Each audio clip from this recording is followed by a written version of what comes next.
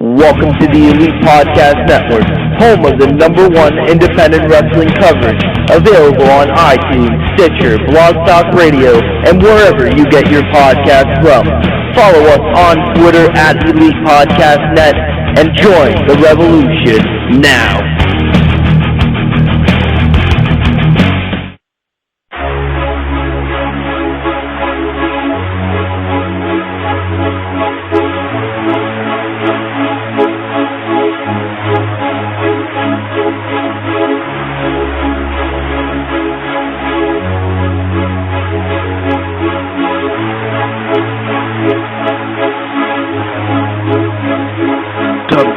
WHRADIO.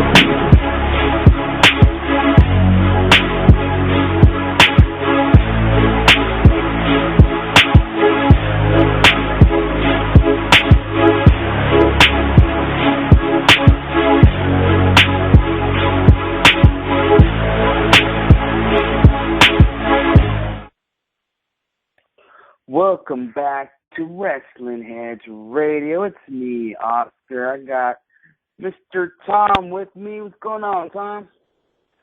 Not much. I hope you and everybody else had a good Memorial Day weekend and a good Memorial Day. So happy Memorial Day.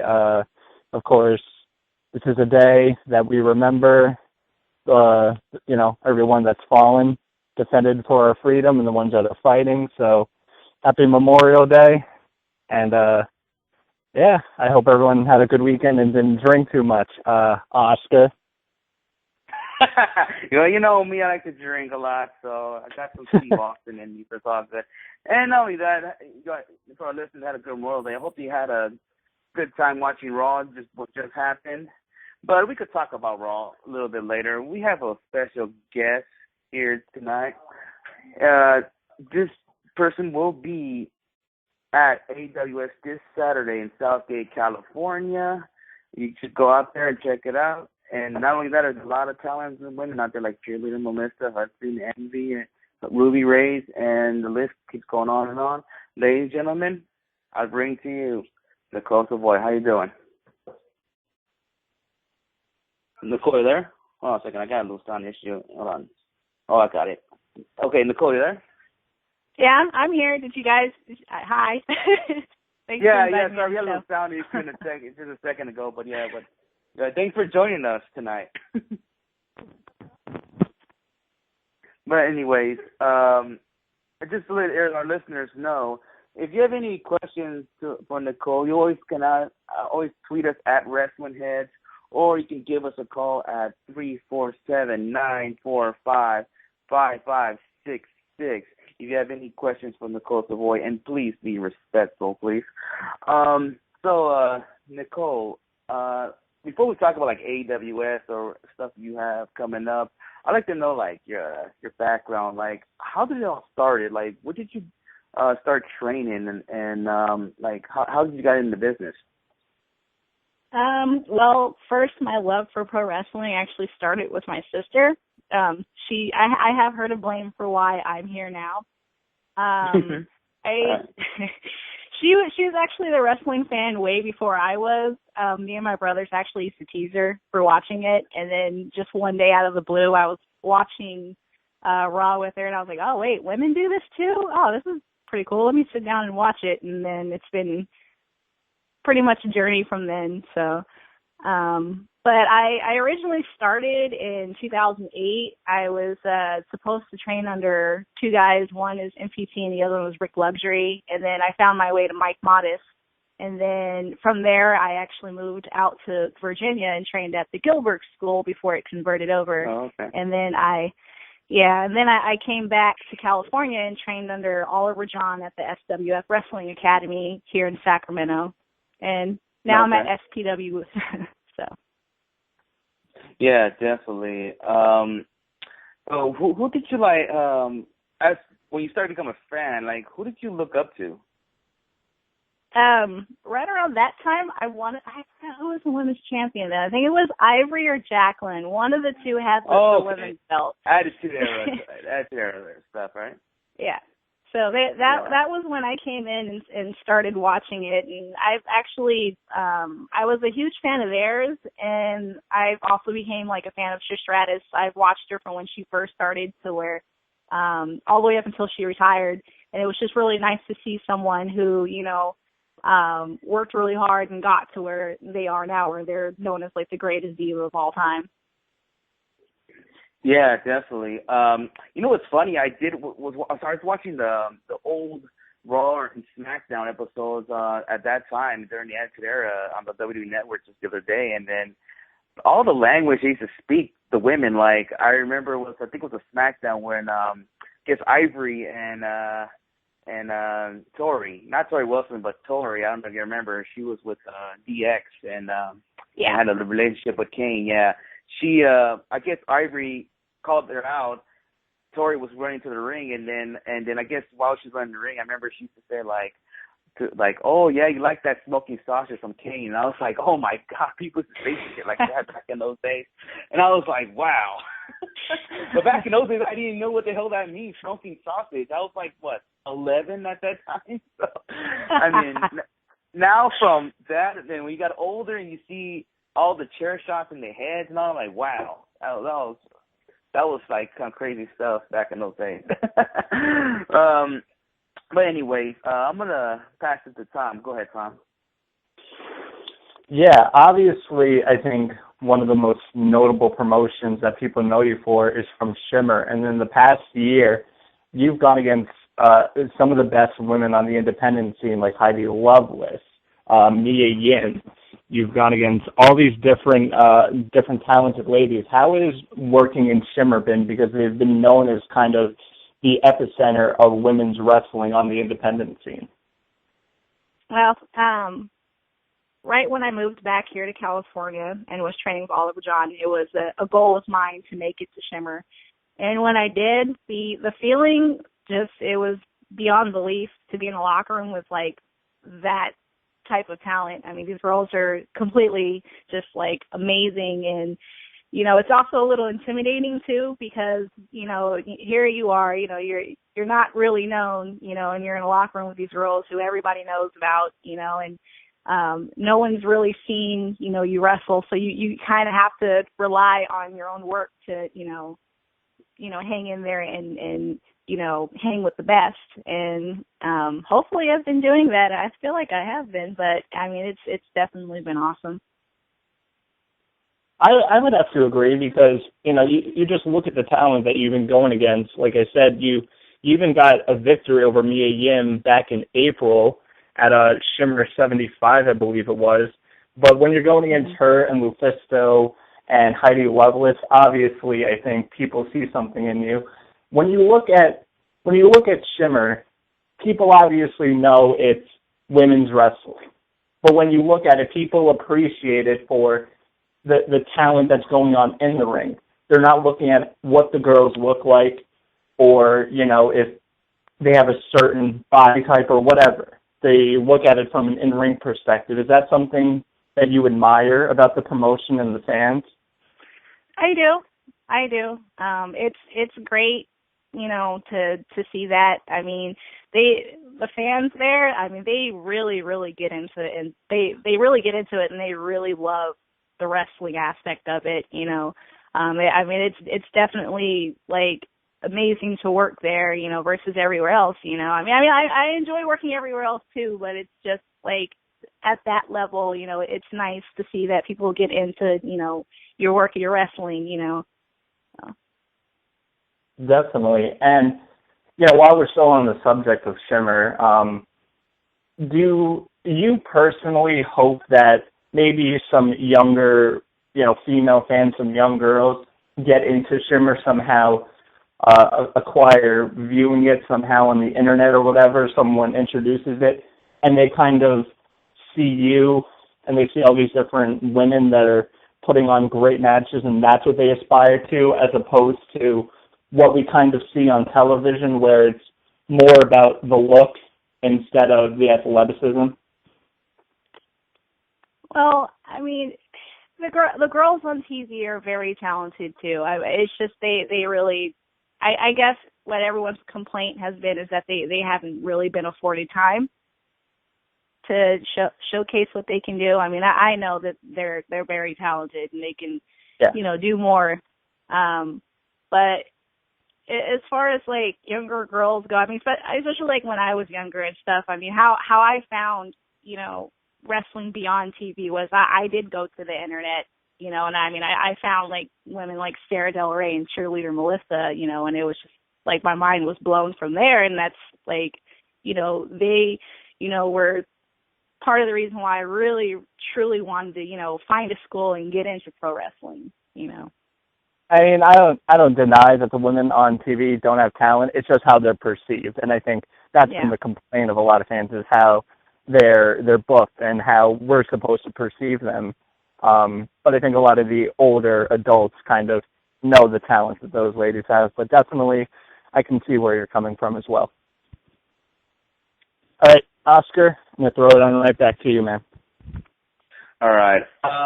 My next question I want to ask you is, multiple questions that relate to AWS, including this weekend's event. But first, I want to ask you, back in January, you won the Wrestling Cares Women's Tournament, which last year, Katarina Waters won it, a.k.a. winner from TNA, a.k.a. Kaylee Burchill from the WWE. She won the first one, and then I'll be honest with you, you surprisingly won the second one because I was a lot of people were expecting Rays to win it, but then you actually won the tournament. I want to ask you, how does it feel that your name's on the same list as Katarina Waters of winning that Wrestling Cares Women's Tournament? It feels great. I mean, it's an accomplishment that, I definitely, how to say that, I wouldn't say I show it off, but like it's something that I'm really honored and happy, to have been a part of and to win the tournament. I mean, I actually have my ring on display in my house. I mean, my dad looks at me crazy, cool. Like he's like, it's just a ring, and I'm looking at him like, yeah, but you don't know. So. Yeah, I bet you that ring is huge. Like if you enter like a Hall of Fame or you won like a sports championship ring, I bet you it looks like that kind of size. If I'm not mistaken. It looks like it looks like a Super Bowl ring. When I put it on, when I put it on and I was showing my friends, they all were like, "Holy crap! Did you win the Super Bowl or something?" I mean, geez.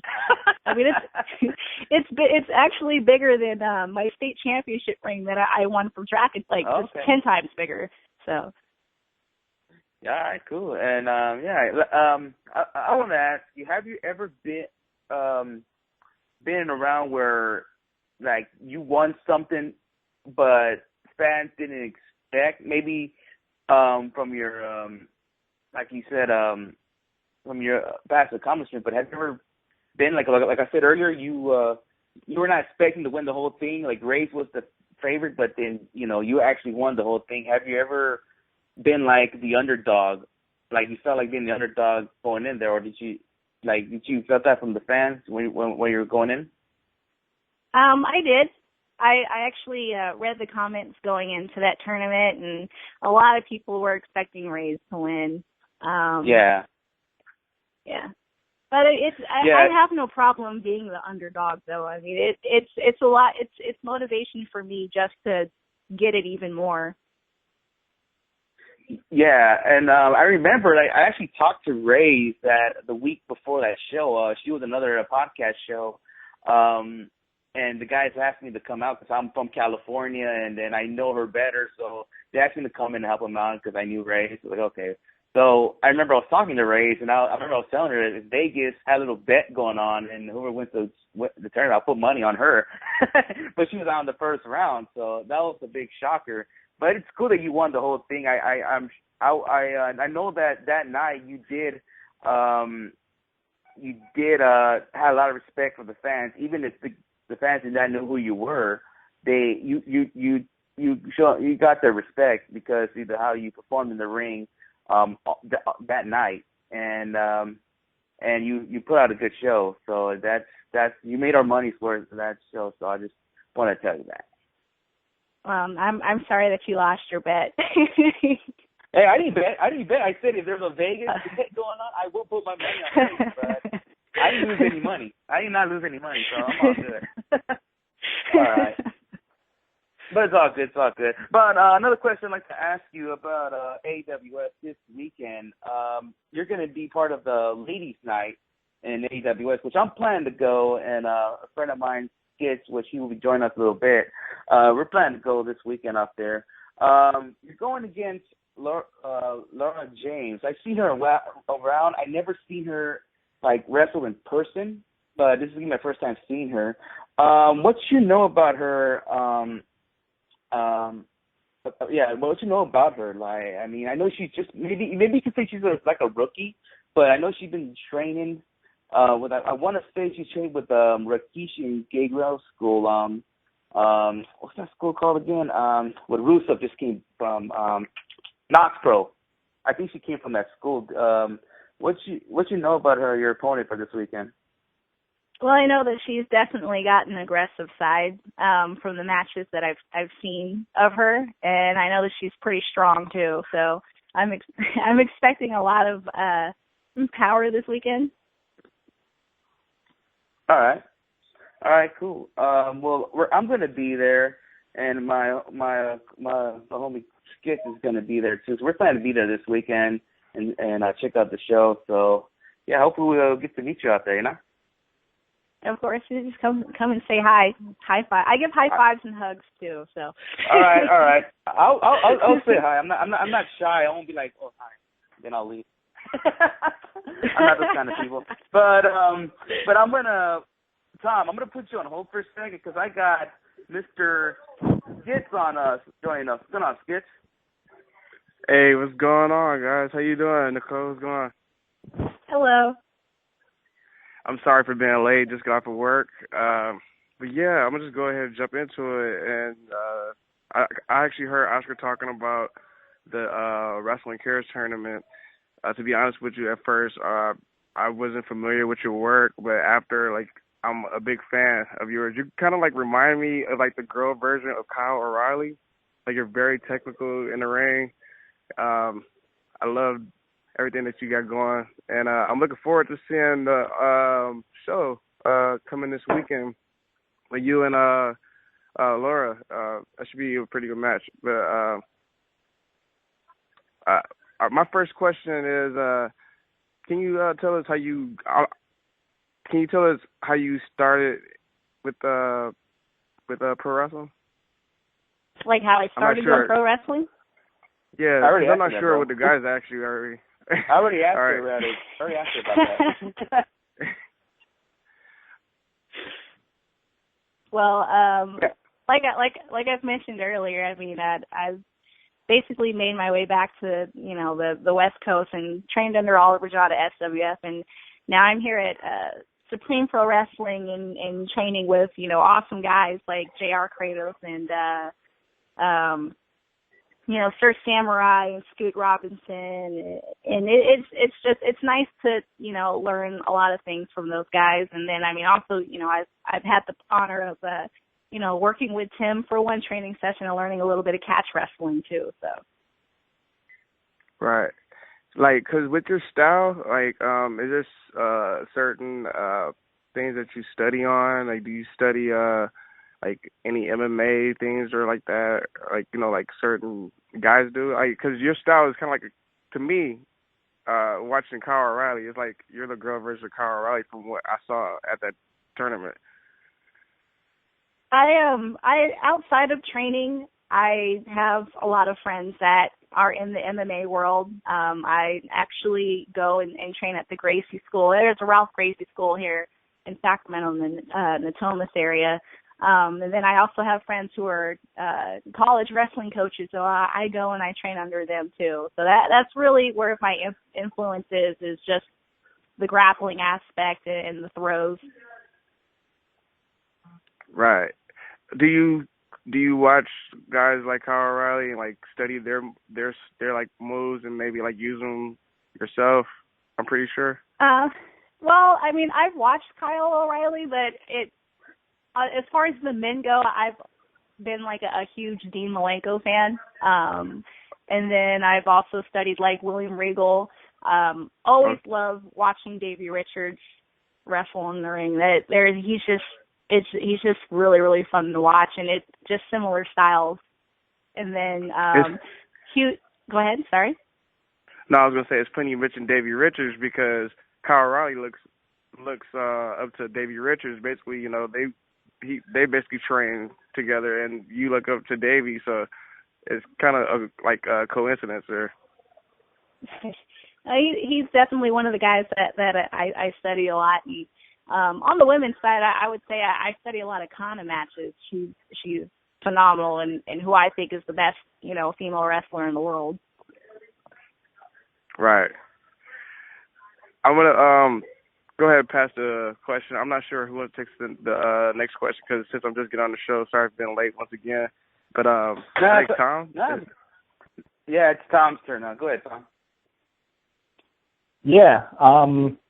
You know, we were talking about the female indie scene a lot, and obviously I think it's getting bigger and bigger as the weeks and months go by, and now more notable names are getting booked more. You know, you have girls like Candice LeRae who definitely are introducing a lot more people to the women's independent scene, and now a lot of women are coming out of the woodworks and they're getting big names. So what's something that you're doing to kind of separate yourself and kind of make people say, wow, I gotta check out her. She looks really good?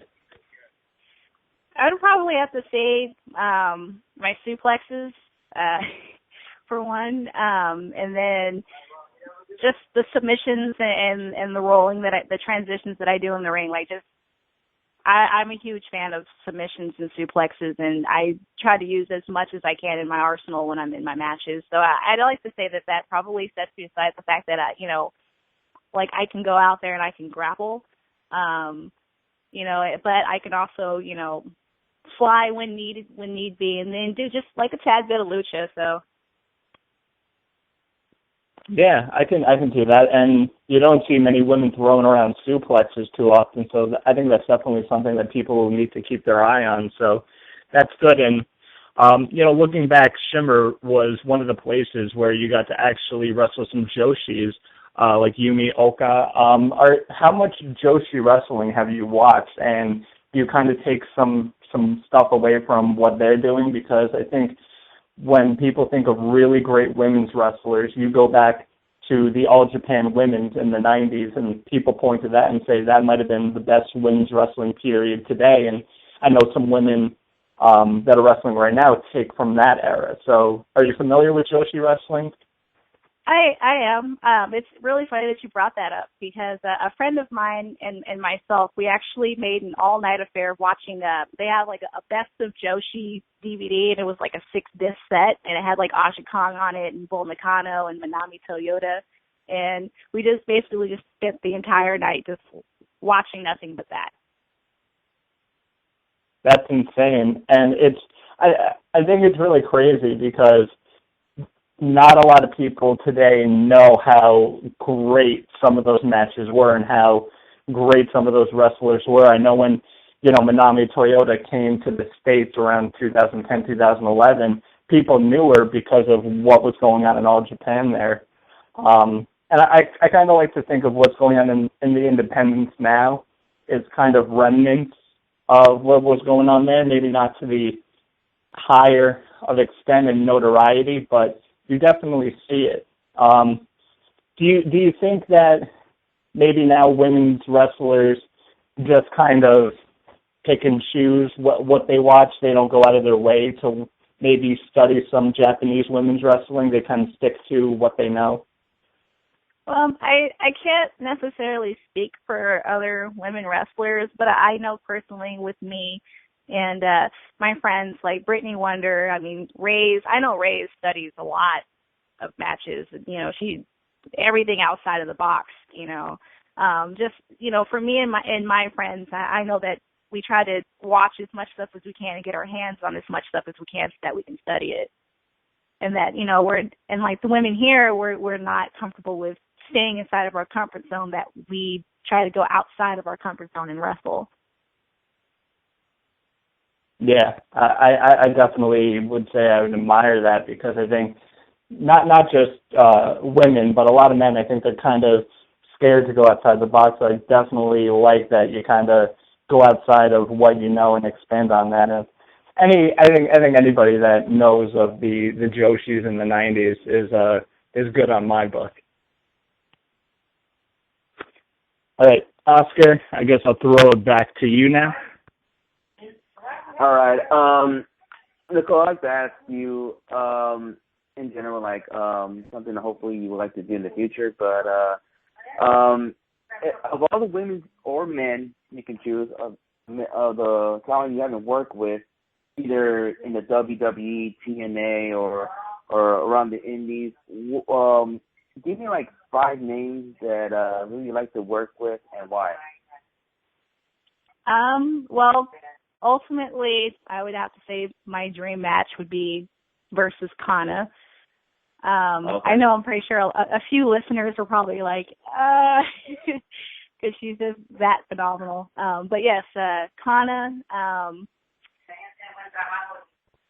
I would definitely say I'd like to, wrestle cheerleader Melissa again. I mean, I had a lot of fun, and it was definitely a learning experience wrestling with her again. Marty Bell. Yeah. And then, go ahead. Sorry. No, I was gonna say I think I was at that show when you wrestled her. Was that AWS show when you guys wrestled, right? Yes. Yeah, I was there. Yeah, I was there. Okay. And it was definitely a learning experience. It was the rookie versus the vet, and I mean, it was, it was just really cool just to, just be in there and experience, like, going hold for hold and being like, okay, this is not going to work. Let me try to get her this way, Yeah, definitely. And she has something big coming up, which I'm not going to spoil. And I think you know what I'm talking about. So I'm like, shh. Yeah. I do. and I think you said TNA's Marnie, though, you like to work with as well, right? Yes. She's doing I met her in Shimmer. Oh, go ahead. Yeah. No, I was going to say, she's doing great things in TNA right now with the whole dollhouse thing. It's pretty interesting. Yeah, I love what her and Mia or Jade and TNA, I love what they're doing and what they have going on right now. My dad's actually a huge fan of both of them. Yeah, all right.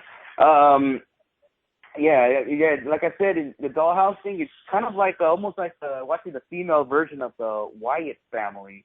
It's like creepy and all that stuff. And the good thing about it, I'm a fan of this group. They actually came out to whole the one episode I just saw, and I was like, holy shit! So it's pretty interesting what they're doing in TNA, and hope they keep on doing it. Huh? Yeah, I definitely agree there. Yeah. All right. I guess I'm gonna pass it to Skid. Yeah. Okay. We all know that Candice LeRae is very famous for wrestling, guys, and I know you also wrestle guys too. But my question is, like, do you like wrestling guys or females better? Like, what do you enjoy like more when you're in the ring? I actually enjoy wrestling women. Like, I have no problem wrestling guys, and I know a lot of girls love wrestling men, but I enjoy wrestling women just for the fact that it's just women.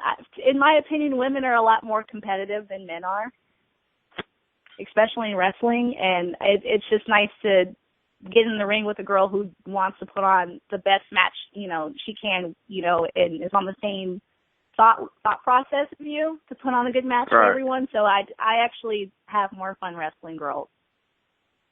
Right. Yeah. The reason why I asked is just like I said, because I'm pretty sure maybe a couple of weeks ago, Candice LeRae just won this gold tournament as for like Smash Wrestling. Majority of the people in the tournament were all guys, and I just thought I would ask you a question because I know there's also other girls that like wrestling guys, and I don't know. I just thought that was a question. Sorry about that. My phone's tripping. Well, it's just like the only reason why I say I enjoy wrestling women more is because, you know, I wrestle guys in training all the time, you know, and I grapple around with guys. So it's like, you know, it's such like a breath of fresh air to be on a show with another girl and want to put on a really good match. And, you know, and it's nice to showcase that we can go just as hard as the guys can. Right. I have one more question I want to ask, and I don't know if you really want to get into this question, but I know lately there's been some type of controversy going on Twitter with I guess there were some folks saying you know, Triple H knows how to book women and Vince McMahon doesn't. I don't know if you care to comment on Gail Kim's comments on, you know, on the Divas and NXT. I don't know. I honestly can say that, like, I kind of do agree that Triple H has been booking better. I mean, for example, take the Sasha Banks and Becky Lynch match. That I must have watched that match 1,000 times, and like that match from like the start to finish was just absolutely amazing, you know. And match of the night. You know, oh yeah, I actually want to say match of the year. Like, I really, really enjoyed that match. That was a really awesome match, and I haven't like felt that way about like a women's match on TV since, God, I want to say Trish Stratus and Mickie James at WrestleMania. Yeah. So. Yeah. Plus, it's also a good deal seeing women's, you know, wrestlers main event like certain shows. Like, you got Charlotte and Sasha main eventing house shows. Like, just like you said, the last time you seen girls main event was like Lita and Trish, probably like on a Raw. I think that's a good deal for women's wrestling. Mhm. I definitely agree. Go ahead, Tom. Yeah, obviously, I think 2015 has been a big year for you so far. What are some things that you kind of want to accomplish going forward, not just for the rest of 2015, but 2016 and beyond? Well, the first one on my list is just improve, you know, my craft, just to learn more.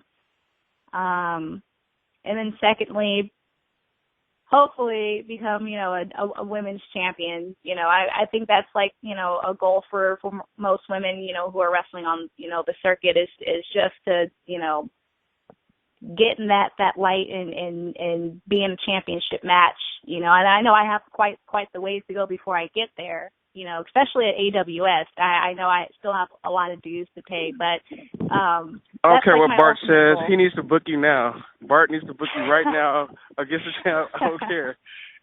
You already won me over. He could be listening. He could be listening, man. That's fine. That's fine with me. Book Nicole. More. Hey, how about the listeners are listening? Tweet that to Bart. Like, bring her every month. Just book the hell out of Bart. Go for it. Well, I greatly appreciate that. But like I said, I know I still have quite a ways to go before I'm in that type of, you know, atmosphere and in that type of match. But eventually that's the goal. I want to get there this year. Yeah, you know, and what you just said, I think, was the first time that I heard that, because usually, no matter who you ask, you know, their first goal they say is, well, you know, I want a main event or something, and then right off the bat, you're like, I want to get better. So hearing that, and then you're like, well, I would like to be a women's champion, but I got to pay my dues first. So I got to say that's pretty humbling, and definitely I think shows a lot of your character. So, I mean, there's no doubt, I think, just from that mentality that you're going to get there, because I think a lot of people are a little too cocky. You know, when they're kind of starting out, maybe some people don't feel like they need to pay their dues. They're just like, well, you know, I'm good. I'm going to main event this. I don't care. So definitely looks good on your aspect. So I definitely appreciate that. Well, thank you. I look back at a lot of matches and I'm not satisfied, and that just makes me want to go back to more stuff to watch and study it and just bring it back just to improve, improve on what I'm doing. You know what, Nicole? I know I'm not a wrestler, but I'm like that when it comes to interviewing wrestlers like yourself. I got to look back and see what I messed up on, come back and improve. Mhm. I mean, just like who said it? I want to say it was Tim Thatcher. And he basically, him and I had like a really long conversation. It was WrestleMania weekend, and I was just talking to him about a lot of things, and he told me, you never want to get comfortable with where you're at, in your style.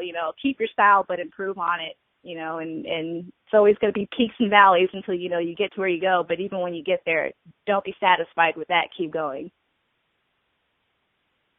That's some good advice. And you know what?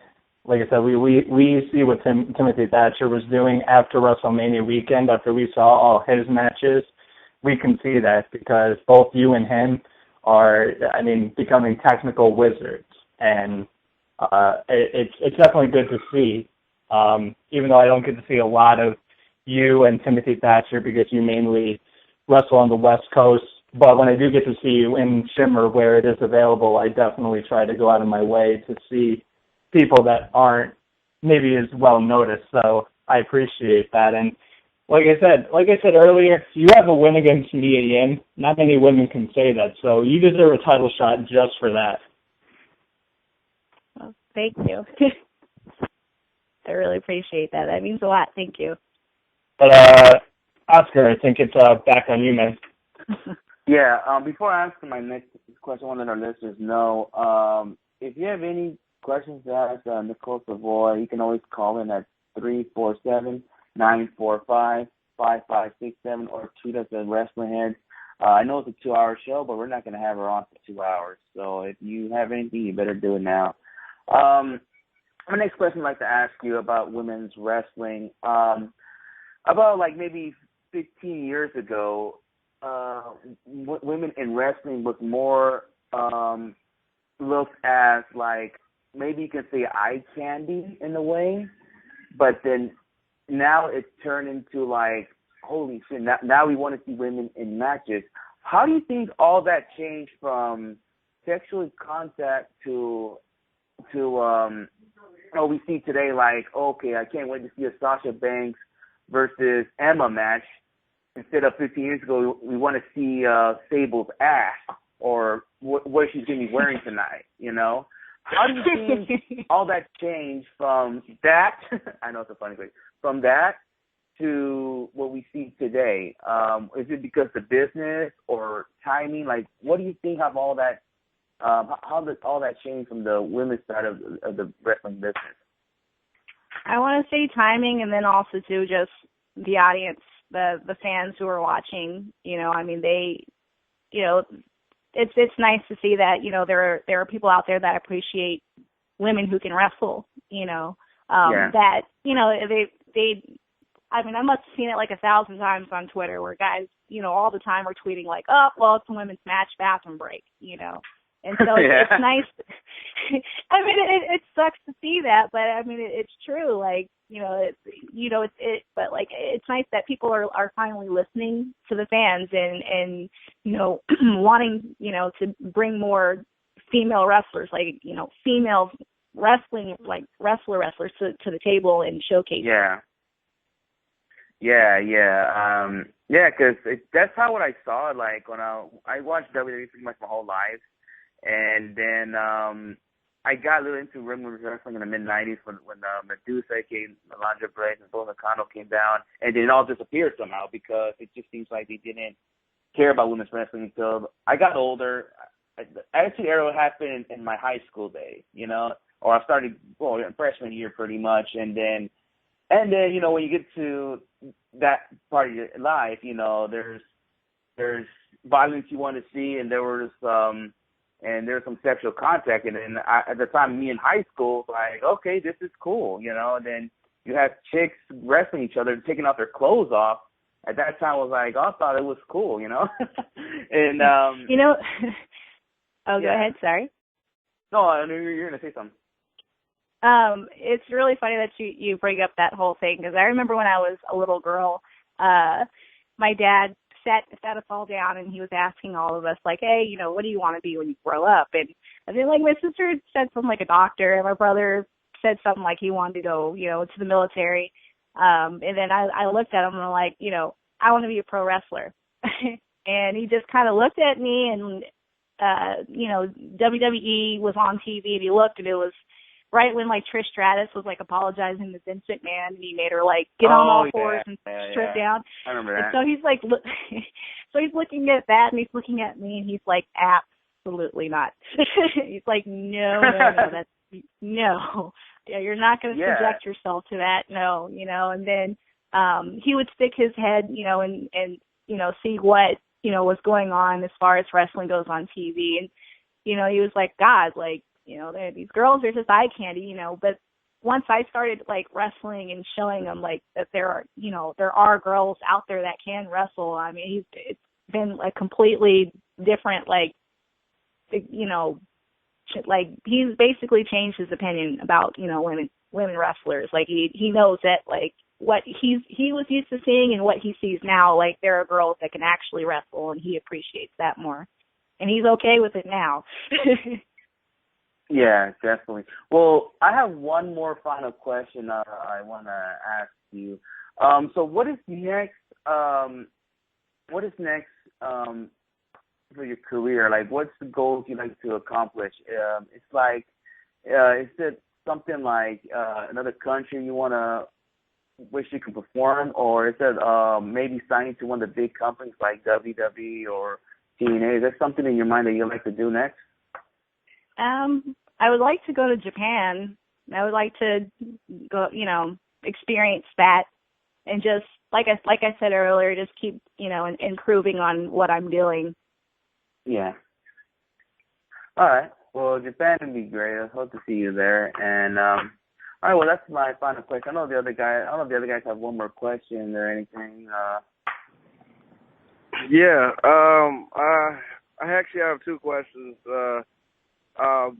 First, this question is actually not about yourself, but probably something that you like. You just mentioned Japan. Who's your favorite New Japan Pro Wrestling wrestler, if you watch New Japan? Okay, so right before Finn Balor got signed, I was a huge Prince Devitt fan, but I also like Kota Ibushi. That is my boy. That is my boy. You can ask these guys. Yeah, I know. You just got him all happy now. You made his night now. Kota Ibushi is the man. And one thing I'm just kind of upset is that they just, like, they switched his division from the juniors. Now he's, like, moving his way up to the IC and the heavyweight belt right now. So, but I like that, Nicole. Me and you are going to have a good talk when I see you Saturday. That's what I was going to tell Nicole right now. Get ready on Saturday. He's going to be talking to you about Kota Ibushi, maybe at one of those AWS after parties, something like that. Get ready to hear a lot of stuff about Kota Ibushi. Okay. Well, I'm down for that. So. But yeah, and also I want to ask, because we know you got AWS coming out this Saturday. Is there any other shows lined up that you got coming up that you want to let our listeners know about? After AWS, I have like pretty much a long break, and then I will be back down to SoCal to wrestle for. I don't know if a few people are familiar with it, but Ezekiel Jackson or Big Rick, his promotion. Let me get the information right now, actually, for you. All right. It's going to be on. It's something new to us. Or I can always tweet it. I'll tweet it. But yeah, I'm wrestling for his company on the 20th. Okay. All right. Looking forward to see what's going on with this. We'll promote it, whatever it is, just to show love to the independent wrestlers out there, because we definitely support it. And you said this is in this area, Los Angeles area, or is it more in San Diego? Yeah, I believe it's going to be in the Los Angeles area. Okay. All right. All right. Let me. Once I get the post, I will definitely forward it to you guys. You guys could share it for me. Fingers crossed. Hopefully. All right. Definitely. Who's this going? Look, there we go. I just want to let you know, there you go. Nicole, anything you have, any show you have, like you have a poster of it, anything, you can always send it to us and we'll promote it. I actually have it right now. I actually have it right now. It's Fighting for Fatherhood, and it's going to have Mariachi Loco, Crime Time, B-Boy is going to be on the show, Lil Cholo. It's going to be in the LA area, and basically it's going to be a benefit show, and the show starts at 7. It's going to be at 2600 South La Brea Avenue, Los Angeles, California. La Brea,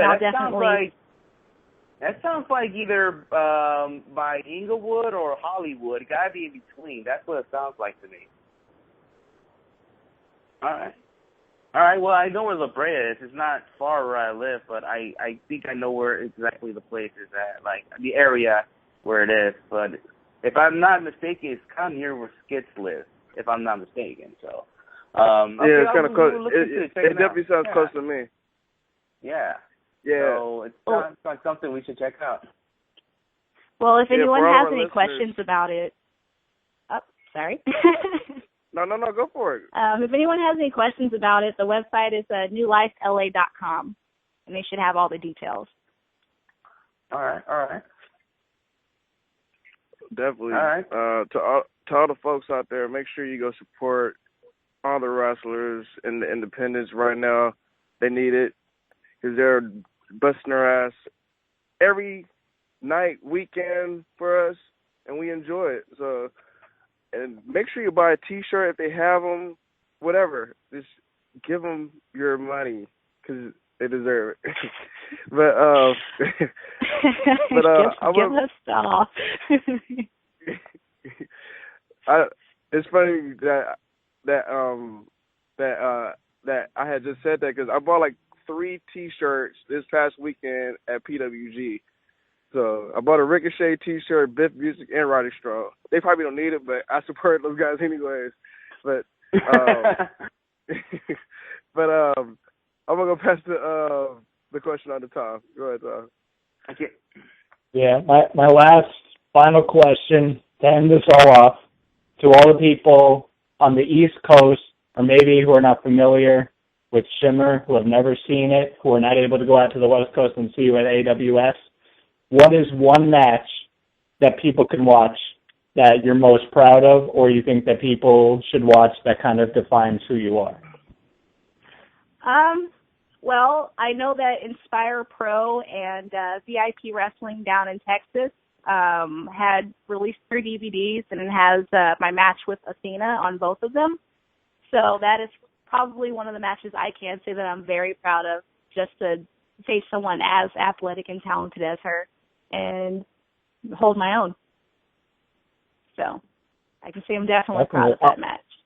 I'll have to check that out because obviously Athena, people are raving, and myself included, she's one of the best. So I got to check that out. I've been hearing good things about Inspire Pro as well. So that was a good plug for them too, because I think people should go check them out too, because they're kind of on the rise as well. Yeah, she's definitely phenomenal to watch. Her and Mia Yim had really awesome matches too. Like I've watched theirs, and I even watched theirs at WrestleMania weekend and was blown away. Oh, without a doubt, Athena is absolutely, she's killing it. So I definitely look forward to maybe checking that out and seeing what you and her did. I have no doubt it'll be nothing short of a great match. So that was a great plug for them. So for all you people, make sure you go check that out. Like I said, I also personally recommend any of Nicole's Shimmer matches. She had one against Heidi Lovelace last year, which I thought was great. Lufisto, I thought you two almost killed each other. You know, I was a little scared for you too, because Lufisto, you know, she's rough and tough. I was like, I'm a little worried about Nicole. I will admit, when I found out that I was wrestling her, I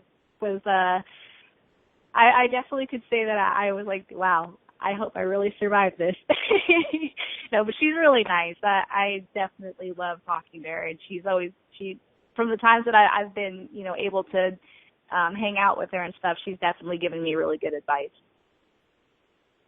Yeah, I've heard nothing but great things about Lufisto, and I know she's trying to get into the WWE through Tough Enough, so definitely good luck to her.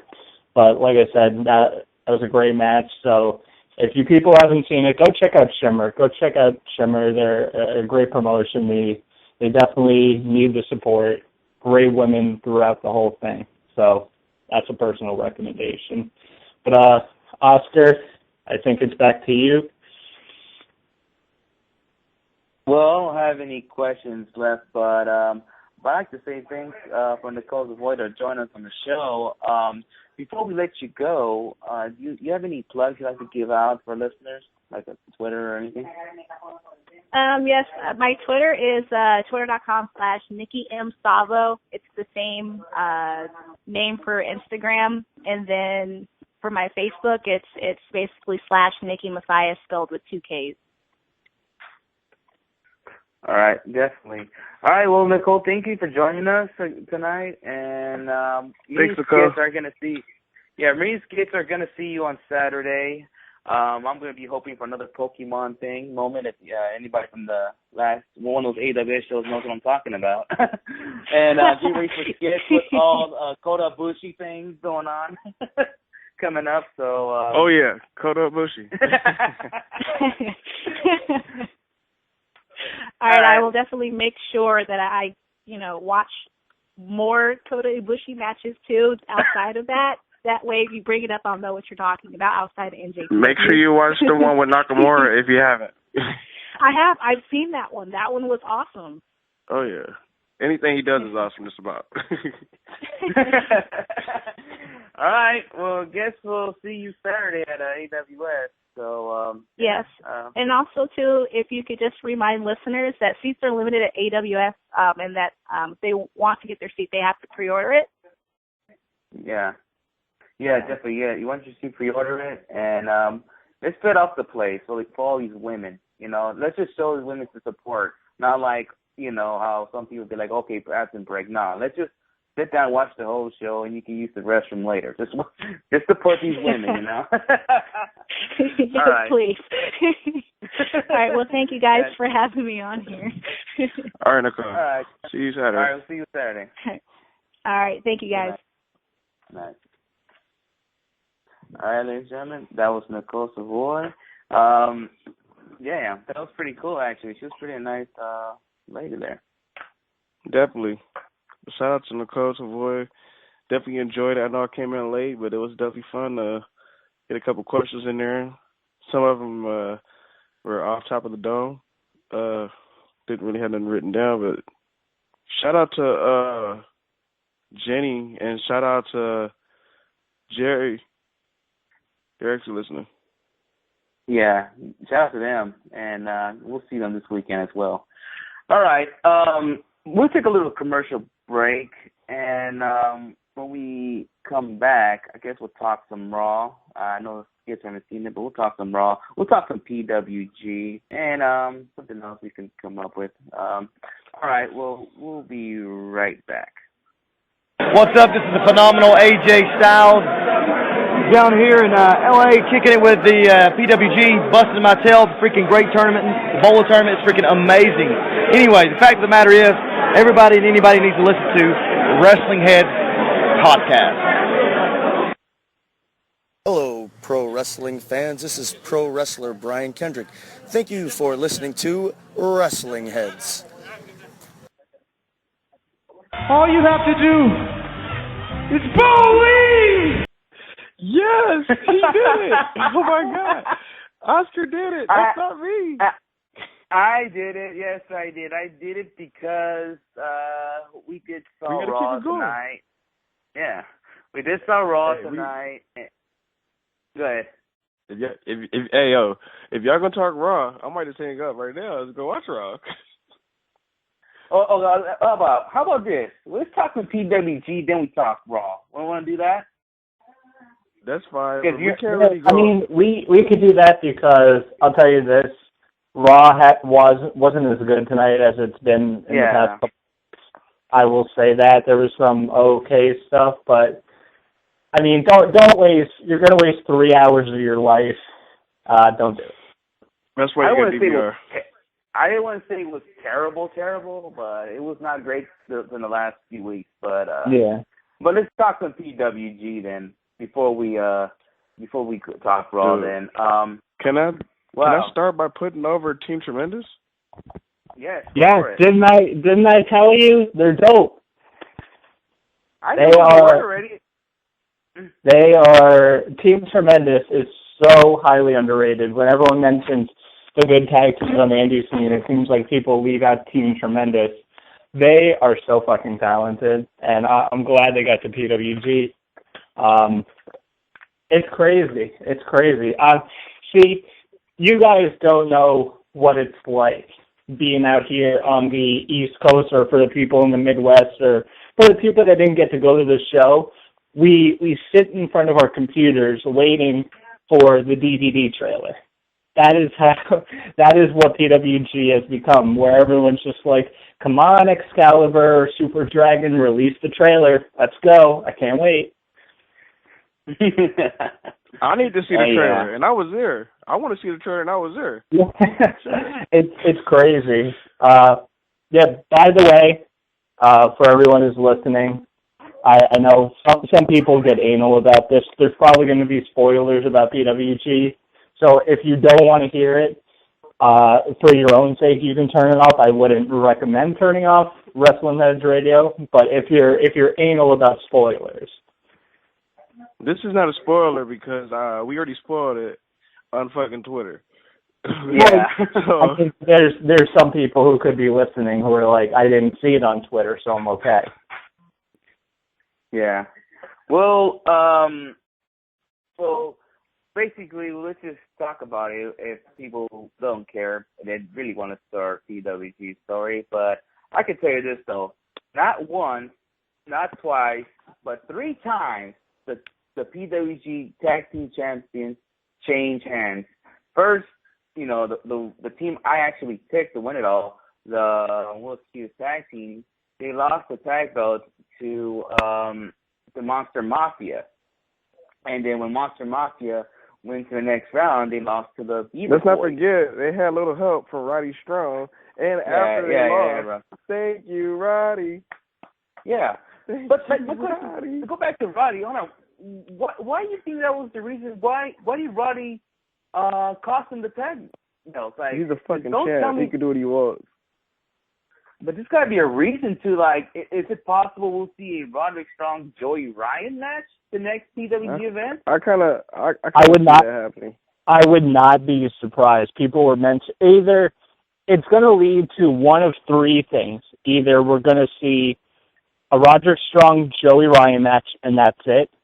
We're either going to see a Roderick Strong Candice LeRae match, and that's it. Or we're going to see Roddy face both of them. Maybe Joey at the next show and then Candice at the anniversary show. Which, what's that noise? I mean, I could see Roddy versus Candice happening for the title, but I mean, I don't really want to see Roddy versus Joey Ryan, to be honest. The reason why I said Joey, because when you're watching the main event, or not the main event, the triple threat, you can see Joey Ryan calling the match, and when Roddy was in the ring, he's like yelling at him. You're gonna probably hear it when you get the DVD, but so that's gonna happen. It's definitely in the works. If you know you're wrestling, that's gonna happen. Yeah. But I'm fine with them not holding the tag titles. But another team I really want to put over is the Beaver Boys. Like, they really won me over too this past weekend. Yeah, the Beaver Boys. No, I said the Beaver Boys been doing their thing since they first came in. They're like to me, they're the biggest heel tag team in PWG. They're even bigger than Monster Mafia, to be honest with you. Those guys are. To be honest with you, Monster Mafia They're not. Well, your phone's breaking up, bro. Yeah, I mentioned. I'm sorry, guys. I'm on my phone. I'm not even on Skype right now doing the show. But from what I was saying, like, I'm not even like the fucking girls from the 4 women horsemen. They're kind of making them heels. Like, they're still not over that last show, and they're like booing them, and that side. Yeah, that's true. But it just seems like they didn't make a big deal like they did in the last show. Which, you know, how Ethan Page was like, MMA sucks or whatever, you know? And then, but with this show, it was like, they did boo him and all that, but Ethan didn't bother doing anything this time. So, yeah. Yeah, because you don't want to put them over. That's the thing. You shouldn't be putting over a fucking MMA group, and that's good. I'm glad Paige or Josh didn't do that, you know? And another thing, there was a lot of Muscle Monkey fans in the crowd. Yeah, and remember I was telling you that I had a feeling that one of the MMA fighters was going to interfere, but they didn't do nothing. But you said that, you know, they should not interfere in this match. This is not Ring of Honor. This is PWG. So don't make it like an MMA thing, you know, or MMA night. Yeah. Yeah. Right. From what I heard from other people is that John Silver, you know, from the Beaver Boys, he really shined this weekend. And overall, before we continue, because, you know, I've watched the last 2 DDT tournaments, I've seen them, and they were kind of disappointing. You know, the one in 2014, it's not like it was bad, but it didn't hit that next level. No bucks were in it. Yeah, and the 2013 one, the one where the Young Bucks won it, that was a good one too, but the whole tournament just kind of fell flat to me. The one before that, I believe that's when El Generico's last show was. So yeah, it was 2013 DDT, and, you know, him and Kevin Steen. That was the biggest deal of the tournament, was him and Steen teaming up. You know, and I know it's hard for PWG to do because people have other bookings, but what I would really like to see from DDT is a 2-day tournament.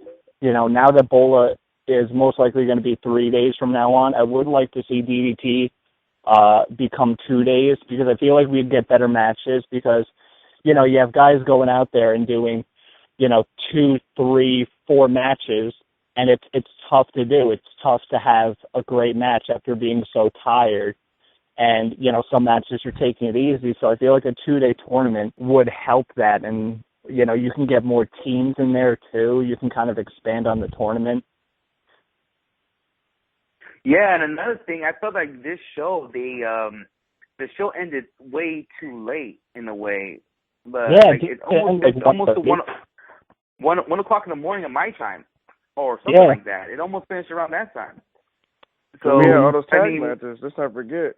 Yeah, I know. But usually, like a regular PWG show would end like maybe around midnight our time or something like that. But when the East Coast guys are like looking on their Twitter feed, they have to see it till almost like 4 o'clock in the morning to find out what's going on. You know, I mean, I'm especially I'm figuring that's what you're going through, right, Tom? Yeah, it was kind of like that. I was noticing that around like 3:30. I was like, this show is kind of going on a long time. Yeah. But, you know, I know that sometimes happens, and you can't control it. But hey, another team, you got to put over the winners, who we haven't even spoke of yet. Let's talk about Trevor Lee and Adrian Everett. And, yes, Oscar did call it. They came down to North Carolina. Took his shirt off. Yeah. They like a helicopter. Those guys are amazing. Did. And not only that, they're the ones that surprised me. They won the whole tournament. I didn't expect these guys to win it at all, because I feel like, you know, Trevor Lee could still do great things without Andrew Everett. But, yeah, they're your new PWG Tag Team Champions and winners of DC4. But, oh, well, they won it.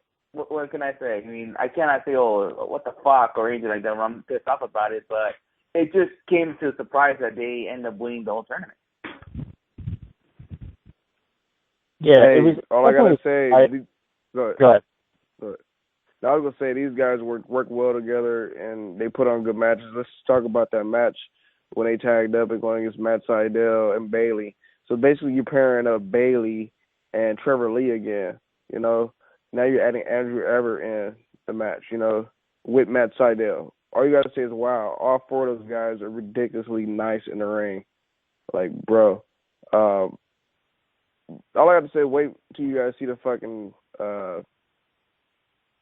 clips, you know, of like the matches, the preview. It's gonna be ridiculous.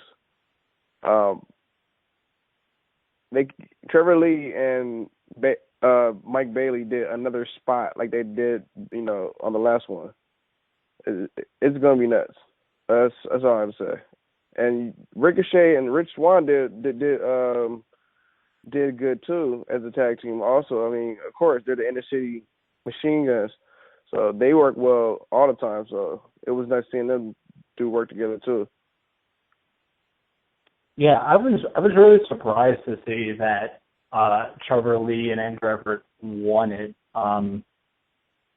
You know, obviously, like Oscar said, I'm not pissed about the decision because the belts are off the World's Cutest Tag Team, and I at first I didn't really know what to think that the title changed hands 3 times. But now it sets up multiple matches. Now we're probably going to get Trevor Lee and Andrew Everett versus the Beaver Boys, Trevor Lee and Andrew Everett versus Monster Mafia. So it sets up future matches. Like I said, I'm just with what this tournament did. I'm hoping that PWG really expands that tag division, especially because I think the World's Cutest Tag Team are going to be done pretty soon because there's not much left for them to do. They got to get a rematch. I don't think they're done. I mean, I think they're done when they're done teaming up together in the indie scene. I mean, I think they're going to be around somehow, some way. I don't. But no, Joey still needs Candice, bro. They're booked somewhere else right now, but not in PWG. Yeah, I just saw it the other day. I don't think they're going to be done right away, but I think by the end of the summer, the team's going to be split up. That's just what I think, because there's not much left for them to do. Because winning the PWG tag titles really put them on a whole another level, and now that they kind of don't have them, it kind of puts them at a stalemate. Like, what else can you do with them? You know, they did everything.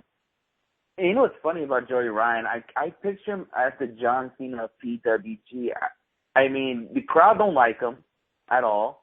He's playing a face role. Why? No. He knows it. He knows it. He knows the crowd don't like him. I'm sorry, bro. But I'm sorry. I'd rather watch a John Cena match than a fucking Joey Ryan match any day. Well, I mean, by you know, for how the crowd reacts to him. There's some cities that don't like John Cena at all. But I'm just saying, this situation, it's like it doesn't seem like he wants to turn heel. You know, just like a WWE manager doesn't want John Cena to turn heel. Well, that's why. But the difference with Joey Ryan is that he's just a more natural heel. Like, that's what Joey Ryan's supposed to be. John Cena, he works as a face because the kids like him and all that. Yeah. So it works. Yeah. Joey Ryan's just like a natural heel type persona. And it's, you guys are probably going to laugh at this, but I came up with some fantasy booking on what to do going forward. What they should do going forward, and like I said, this is probably not going to happen, but I think it would be hilarious to see. So, World's Cutest Tag Team, they keep teaming up, but they keep losing. And Joey Ryan starts getting more and more pissed. And he blames Candice. And then one of these shows, maybe like Bola or something, he super kicks her, lays her out. And then Gargano comes down, and you think because Gargano's with Candice, he's going to save her. Gargano turns on Candice, and they go full. I think they should go full kayfabe, and Candice should go on Twitter, and Candice should be like, you know, you're my fiance. How could you do that? And they should act like they're broken up in kayfabe, though, not actually really do it, but fool everybody. Everybody thinks that Candice and Gargano are going to split up now. And now Gargano and Joey Ryan are teaming up, and that's a new team that you can have going forward in the tag division, because Gargano's not doing a lot in the singles division, and I don't really... To be honest with you, since you spoke about Gargano, I was outside talking to my dad when Gargano and TJ Perkins was wrestling. I don't even know what happened. I know Gargano won, though. Yeah. I don't know if you want to speak on that match, Oscar.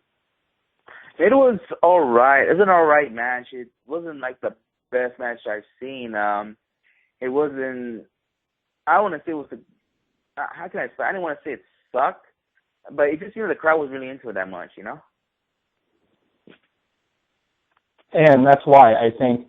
Also, the thing with Gargano is, I think he works as a face, but I feel like he's another guy that kind of works better as a heel, like kind of what he was doing in Dragon Gate USA and Evolve. I think that was like some of his best stuff as a heel character, and when he was in Chikara, I think that's some of his best stuff as being a heel. So, but just imagine how pissed people would be if, like, you think Gargano's going to save Candice, and he just starts kicking the shit out of her with Joey Ryan. That would get them tons of heat. Yeah, I actually could see Gargano, if he turns heel on PWG, he'll get a nice amount of heat. I think there's some people chanting his shirt sucks or whatever, like before the show starts. So, and then there's this one dude that me and Skits know, Levi. He always gives him shit. Shout out to Levi, real one. Yeah. He hates Johnny Gargano. He's been hating Gargano for the longest. Yeah. And then, man, just imagine all the chants will start if Gargano ever turns heel on PWG. That would be freaking amazing. But to me, I guess my view, I think we never talked about the skits when we went out to go here or anything. But what was your best match of the night?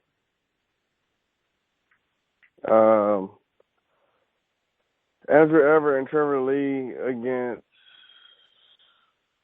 Mike Bailey. So I don't know. Anyway, honestly, I want to say Everett and Lee whoever they worked with, it was a good match. So I did like the first round match too as well. I think that was the best match of the night. And they did a repeat of that apron spot. Mike Bailey and Everett. It was not Everett. Trevor Lee did it again. So it was different though. It was different. It was different this time. Because I mentioned they did like a crazy spot, but it was different. It's definitely different this time. Yeah, definitely. You guys mentioned earlier. Well, Skits, you said you like Team Tremendous. How did the PWG crowd like Team Tremendous? Oh, they love them. They love them, and some big boss man chant going on. Started by you probably. Like I said, and I figured this going in. I think they're just like, they fit in PWG so well because they got like the goofy detective gimmicks going on, but it works for them. And what's funny, Tom? Detective Carr, the big dude, he was all like, "Where's Hollywood from here?" I told him 20 minutes away. I called him 20 minutes. He's like, "All right, I'm gonna look for Vince McMahon's star. I'm gonna take a shit on it." I was like, wow. He is great. One of the things, when there was an DC show in Connecticut, the place where they were running, there's a parking lot where you can't park in. And Dan Barry, the smaller guy in like the Hawaiian shirt. Yeah. But he would stand in the parking lot, and when cars would come in, he would blow a whistle, and he would be like, "You can't park here. You can't park here. Move along, man. Move along, sir." They're so fucking entertaining. I know you guys are probably surprised to see Bill Carr, the big guy, go over the top rope. Yeah, I know. People were like, "No way, he's not gonna do it. No way," and he did it. So, and I was telling people, he's gonna do it. He's gonna do it. And the people around me like, "There's no way. He's too fat to do it." All right. Then bam. And I was like, "What? He's too fat for what?" Because I've seen this shit in I watch CCW. I know what they could do, and I've seen this stuff outside of CCW as well. I already expect to see what these guys can do. So, I was not too shocked what they did, and the crowd likes them, and look out for more Team Tremendous in PWG in the future. And you know what? Fuck it. Let's have them on Wrestlingheads Radio. Fuck it. Let's just have one on the show one day. I think that would be very entertaining to have them on the show. Yeah. But, since DDT is over, and I know we kind of touched upon this on the weeks leading up to DDT4, but now that it's over, if PWG is going to bring in another tag team, say they bring in a new tag team, who is the first tag team that you would like to see in PWG? Let me think. I don't think they need any more tag teams, to be honest with you. I think they need. But the question is, if they have to bring another tag team, who would it be? Well, let's just say for because Bola is going to be 3 days, so say they want to do like a extra special tag match on the third night or something, and they want to bring in a new team. Just an example. I'll say Killer Elite Squad if they want to bring them in, if they can. I don't think they can do it. That's the thing, because they do their book quite crazy and Noah. I know, but they can. I'm just saying they can. But the question that Tom was asking us, like, which tag team we haven't seen in the indie scene that we'll love to see in PWG. I know it's not going to happen the next show, no, but I'm just saying what tag team we'll love to see. That's basically he was asking. Here's what you Tom, I'm be honest with you. Here's something interesting.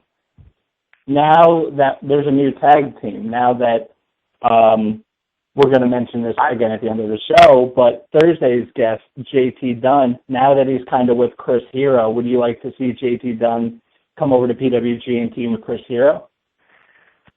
To be honest with you, I wouldn't, because Chris Hero's he's stupid over by himself already.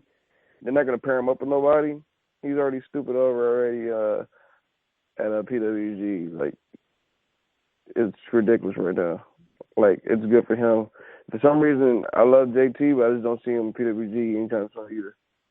You know what's funny? I heard some little crazy rumors now that, that our guest on Thursday, JT Dunn, is booking a show in California in August, AWS, which is the same show, the same day as the second Bola night show. And I'm hearing some ridiculous rumors that he could be possibly booked for Bola night 1, probably night 2 he has nothing to do, so he's going to go AWS.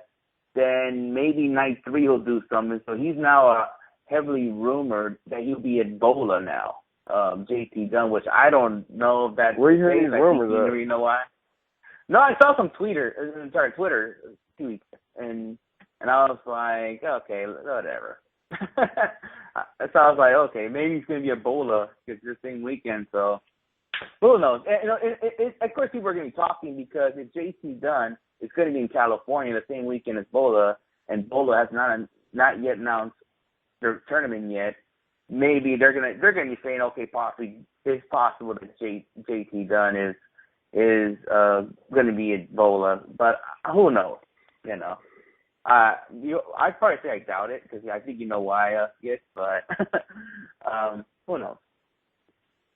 You guys didn't get to discuss this yet, but how was that a triple threat match between Roddy, Brian Cage, and Chris Hero for the title? It was pretty good. It was cool. Yeah. It's just one thing. I'm not a big fan of triple threats. When it comes to titles, at least, it was cool though. It was cool.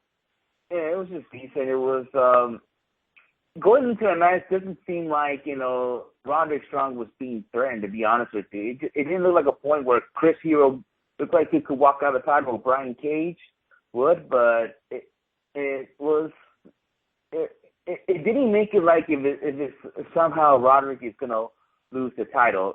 It was almost like obvious Roderick is going to still keep the title, even before the match starts. So it was I mean, to me, when it comes to a threat matches or any title match, you got to make the person look like he's going to win the title or the opponent. Even though you're not booked to have him win the title, you got to make him look like he's going to have a chance to win. Like Zack Sabre Jr., he looked like he will walk out as champion. And he put out a tweet that if he wins the title, he will be coming to PWG Austin. So we're all could think maybe he will be, maybe he will not be, you know.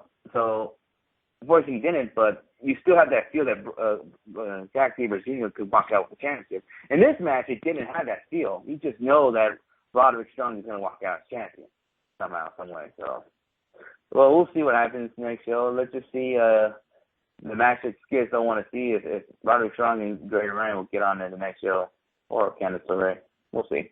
I just hope whatever happens, Roddy's going to fuck him up. That's what it matters. The champ is here. And I ain't talking about John Cena. Well, I'm expecting some announcement this week because the next PWG show is a month away. So they should make some kind of announcement like who's going to be on the card and when the tickets go on sale the next show.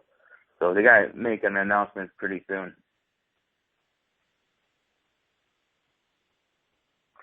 But anyways, before we get to Raw, I know you guys haven't seen this event, but the Lucha World Cup last night's event, it was great. It was something I think you guys should I recommend you guys watch it. But yeah, I guess you might know who won the results. We all knew the Dream Team was going to win. Yeah, the Dream Team won.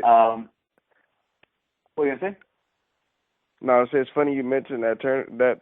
Was it a tournament or was it like just a regular show? It was a tournament. It was a trios tournament, and it was by representative countries and promotions in a way you can say.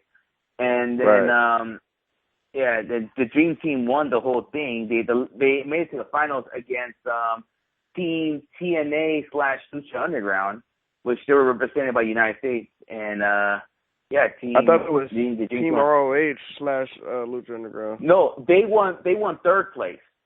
They were third place in the tournament. What happened was they lost in the second round, and Team Legends lost in the second round. So they had to wrestle against Team Legends, which is Blue Demon, Dr. Wagner, and Solar, against ACH, Moose, and Brian Cage. And then whoever wins that match becomes third place, which is ACH and Moose and Cage won the thing. But it was funny. ACH he was doing a lot of community acts in that event. Like I remember the first round they wrestled against Team AAA, and which I was shocked because I thought Team AAA will go to the finals, but you can see that was the upset of the night. Team ROH and Team Lucha Underground beat Team AAA. And it was funny, this is one spot that Psycho Clown came out and scared ACH. ACH was just jumped it back off. He was like, and he tagged Moose. I think that shit was funny. You got to see that shit. You be busting your ass off. It's funny you just mentioned ACH. I know Tom asked that question about should they bring certain tag teams to PWG. That's why I'm like, I don't think they need any more tag teams because it's the whole full roster of PWG wasn't even there that are usually there. You know, you know what I mean? Yeah. But I still need to watch New Japan.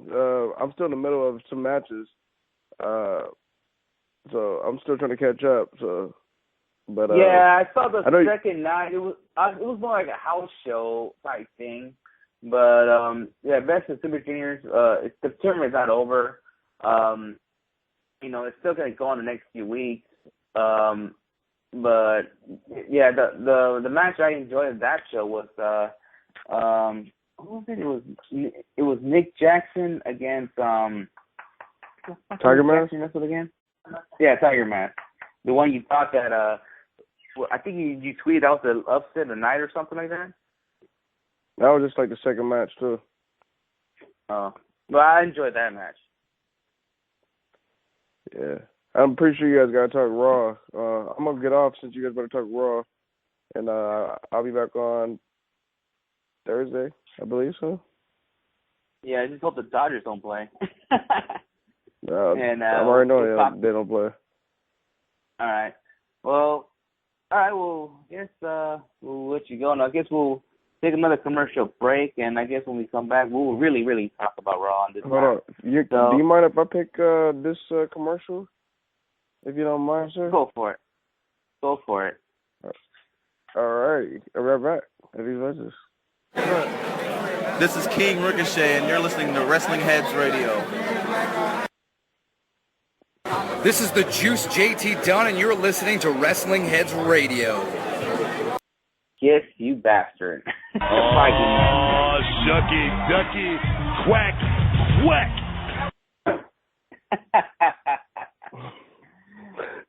All right.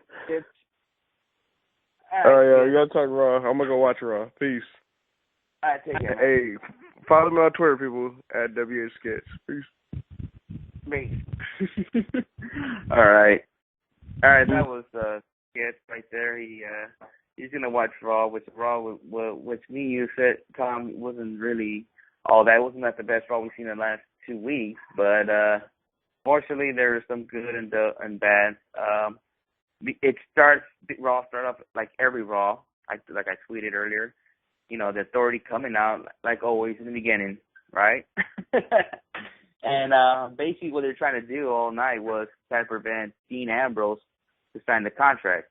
You know, which was, you know, how they try to bullshit the whole night. Oh, you have to sign this contract to get a title shot, whatever. So basically they tried to do all this bullshit. They put him in a match and opened up Raw with him and Roman Reigns against, I want to say it was Kane and who was his partner? It was Ambrose and Reigns taking on Kane and Rollins. Oh, yeah, the champion Rollins, yeah.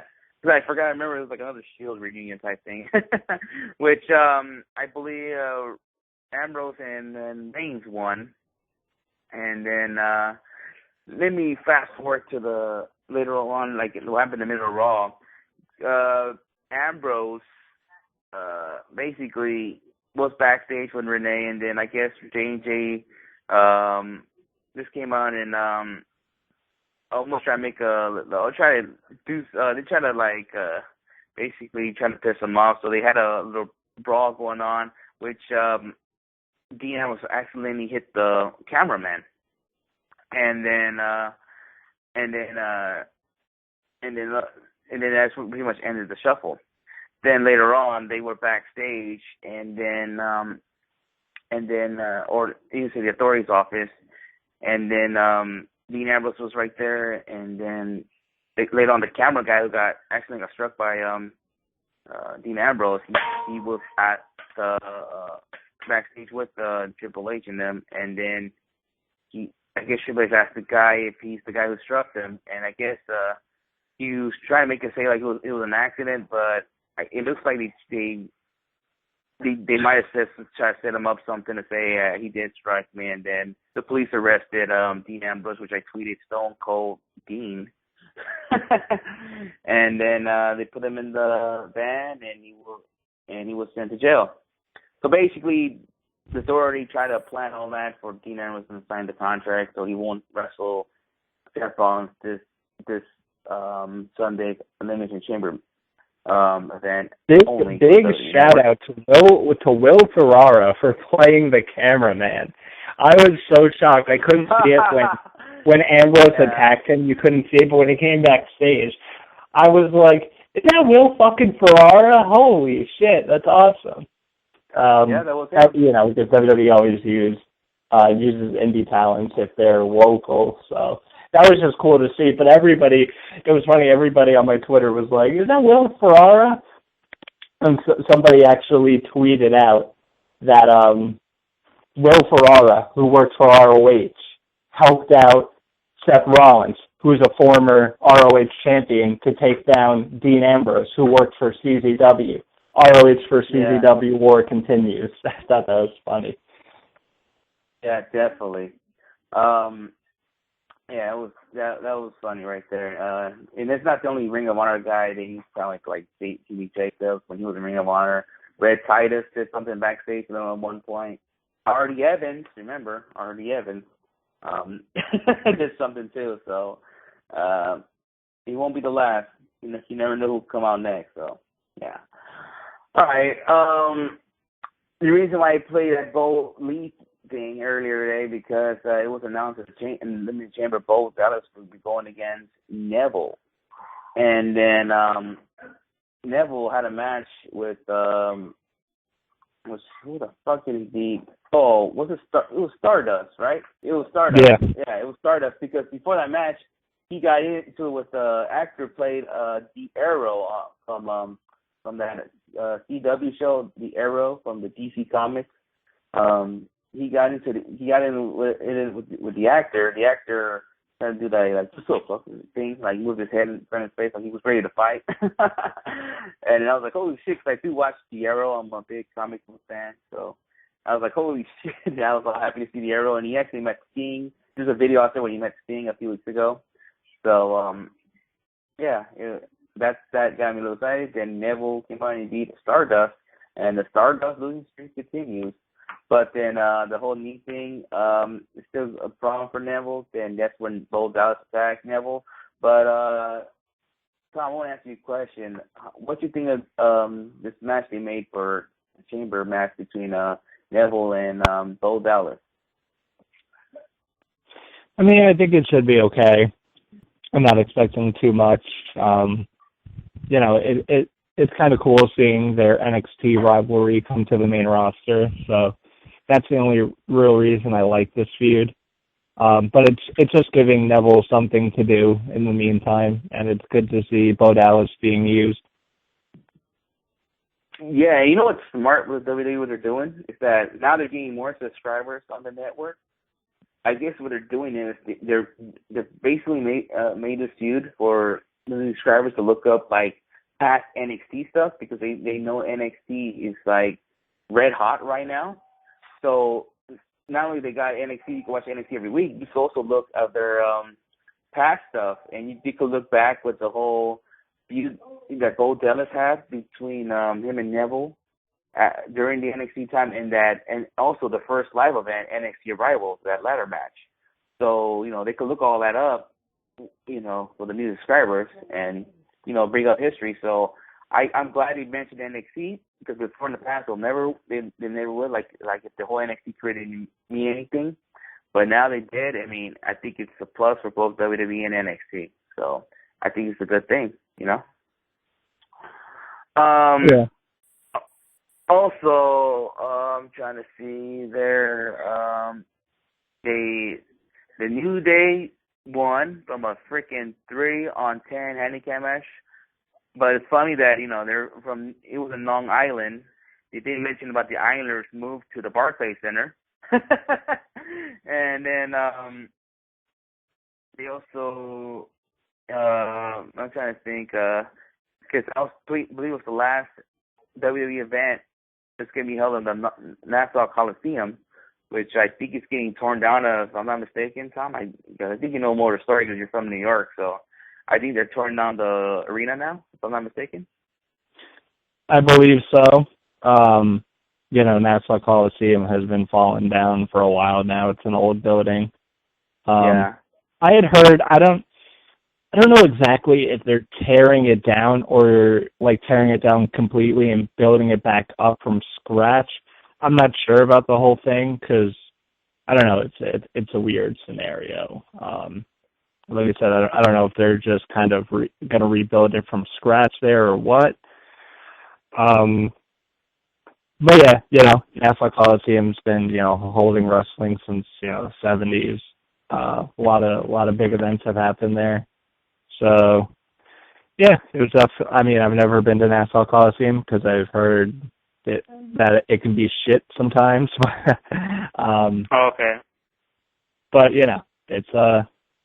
it's definitely been a pretty important building in New York. When you have Madison Square Garden, which is probably like the most famous wrestling arena as far as wrestling in the United States goes, that's probably the most famous arena. So it was always cool to have Nassau Coliseum there. But yeah, this whole going to the whole thing that happened. I'm liking this whole tag team thing that's going on. New Day's heels are working out great. They're doing some great promos. They're really solidified as big-time heels in the company. So that's good. And I liked that at the end of this 10-on-3 handicap match, Cesaro and Tyson Kidd stood tall. So I definitely liked that. You know, it was a short match, ended in disqualification. So yeah, you know what? You know what's funny? They got to keep doing this New Day thing every week, mocking sports teams. Like they come. I'm surprised they didn't mention the New York Giants at all. So if they mentioned the Giants, that'd have been crazy. What if they go to Houston and then they mention like the Rockets? You all know the Rockets are gonna lose the series against the Warriors. So imagine they mentioned the Rockets and they mentioned about Dwight Howard's free throw shooting. I think that would be funny. I mean, it's cool when he mentioned the sports teams. The Baltimore Orioles like a few weeks ago, you know. Yeah, I mean that's pretty great. I cool skits. I mean, I like the main roster division NXT, which about a few months ago I thought the NXT tag team division was pretty good, but now these guys are going to the main roster. It's helping them out, and they're getting more involved. You know, it's not like you don't see them on main event or superstars every week, but they're getting more involved with the big shows like Raw and SmackDown. Yeah, like I said, they're doing good things with the whole tag team division, so I'm liking it. It's just we're just gonna see how it goes moving forward if they can keep up the momentum in the division going forward through the rest of 2015. Yeah, definitely. Also, the Intercontinental title match is the first time ever it's gonna happen in the chamber match. Ryback pretty much destroyed King Barrett, and that was there. And then you had I want to say it was Dolph Ziggler wrestled against who the fuck did Dolph Ziggler wrestled against? Ziggler? I know it wasn't Sheamus because Sheamus was it was against Sheamus. Oh yeah, you know what? You're right. And then Rusev cost him the match, if I'm mistaken, right? Yeah, because they're still doing this whole thing with Ziggler and Lana. Yeah, because I got confused. I got confused with R-Truth because R-Truth wrestled Rusev, and then after that match, that's when Rusev told Lana to come in and was willing to work things out with her. But then when she came out and all that and hugged them and all this shit. And he just wanted her to say that, show everybody that you were wrong. It was basically all her fault with everything. She got disappointed, and then that's when Dolph Ziggler came on and just pretty much kissed her. And then that's when later on, freaking Rusev came out and attacked Dolph Ziggler and did the acolyte. And I told him, well, kiss him now, you know. But the one thing that's bothered me about Lana now that she has this new babyface thing, why the hell is she still wearing that freaking new thing? Can she come out like more as herself now than wearing, you know what I'm saying, that little suit she's still wearing? Like, you know, I think she should be more herself, but we see on her Twitter pictures and all that. She should be more herself now. Yeah. And, you know, what we saw tonight from Rusev, now Rusev's back to, you know, he has a Bulgarian flag. He's billed from Bulgaria. He has like the Bulgarian colored tights. So that would make sense for Lana to keep doing the same thing. I don't know. Obviously, this is going to lead, I think, to a Rusev Dolph Ziggler match, one-on-one. That's why I don't think either of those guys are winning the chamber. Obviously, you know, they're building a feud between the two, so it wouldn't make sense for one guy to win it. But, yeah, I don't know. Like I said, it's a feud that's like, it's okay, but you just know it's like the inevitable end of Rusev, because where does he go from here without Lana? And where does he go from here even when the feud with Lana ends? I don't know. It's just, it's really strange to me. I think it's going to continue on for a while, maybe until SummerSlam, due to the fact that you got all these pay-per-views coming up. You got the Chamber, which they both can be involved in, and another possible match they both can be involved in, which is Money in the Bank, which has already been announced that Roman Reigns will be a part of that match, that Money in the Bank match. So it's possible we could see both Ziggler and Rusev be a part of the Money in the Bank match at the pay-per-view after the Chamber. So this might be going on until this pretty much will go on the whole entire summer. This feud. Don't forget about this battle. There's also Battleground in July. So we might see a 2-part match, first Battleground, and then maybe some kind of gimmick match at SummerSlam between the two. So it might go on the whole summer, you know? Possibly. I can see that. I thought it was funny tonight where Rusev, when he first came out, he was all apologetic. He kept saying please, and Lana comes out and he's asking all nice, and he's acting, like he really wanted her forgiveness, and then at the end he's like, I just want to hear you say those 3 words, I was wrong. I thought that was fucking hilarious. Everybody's saying he goes from being this angry Bulgarian turned Russian because of Lana, and now he's like sexist because he was like, women should know their place and I own you. I'm like, Jesus Christ, who thought of this? Like, what did Vince McMahon think? Well, we're gonna have Rusev act like women are nothing, because that's probably how Vince McMahon feels. Those are probably Vince McMahon's feelings, that he owns women. Maybe, or it could be a Jimmy Jacobs thing. Who knows? But yeah, the Cena Open, U.S. title open was back in business, you could say. And then the cast from Entourage, which is, they're having a movie coming out. They're the promoter pretty much, but they came out with a Long Island native, and the guy that opened it, that answered the challenge was Zack Ryder. And I'm not gonna lie, the match was okay. I actually thought that maybe it's possible Zack Ryder was gonna walk out with the title due to the fact that even the Entourage guys were getting involved in the match, trying to prevent Cena to win the match. But unfortunately, Cena won the match, and he actually put over Zack Ryder when he lifted his arm up, and the crowd went nuts because the crowd wanted to see Ryder. I think there was even a tweet that Ryder should be involved in Raw somehow tonight, because it was in his hometown, and this is the last time it's even in Nassau Coliseum, so this is the last time. I figured before Raw started that Zack Ryder was going to be the one for the U.S. Open Challenge. The match was short. It wasn't really, I thought it was going to go longer because that's what it feels like it's been doing, but Zack Ryder got his spots in. I don't know about you, but I was freaking shocked when I saw Zack Ryder pull out a 450 splash. Oh yeah, me too. I was like, what the fuck? Yeah, I never thought he had that ability to do it, but he did it. And this match made me thought that maybe Zack Ryder was gonna walk out with the championship, and fortunately it didn't happen.